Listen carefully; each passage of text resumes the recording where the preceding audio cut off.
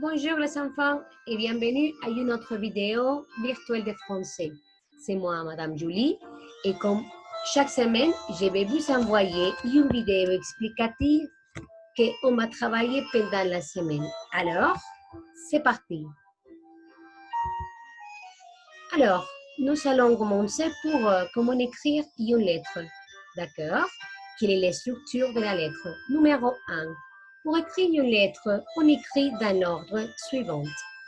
La date, dans ce cas, dans l'exemple séparé, virgule, le 4 octobre 2013, comme normalement on écrit la date à l'école.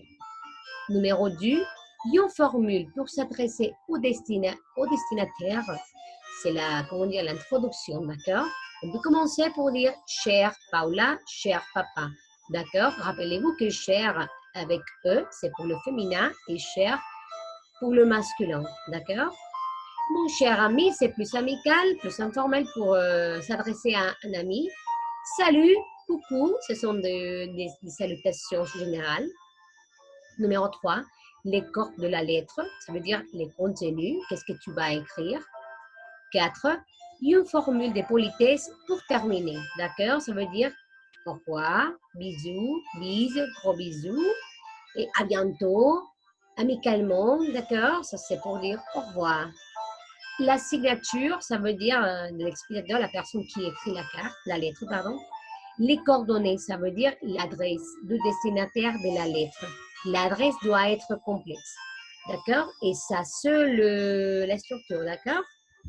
Après, ce sont les composants de la lettre personnelle. Exemple 1, lettre amicale, et vous savez, dans ces parties-là, ça c'est l'élu et la date.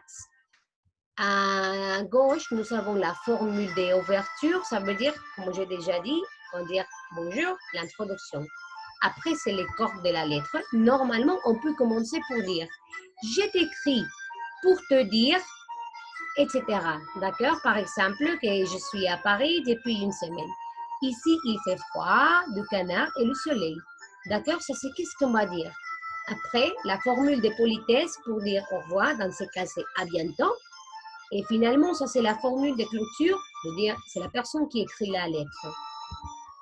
Alors, quelles sont les expressions fréquentes? Pour la formule d'appel, cher masculin, cher féminin, plus le prénom, dans ce cas c'est Marc, cher Marc. Bonjour, monsieur, masculin, madame, c'est la dame féminin.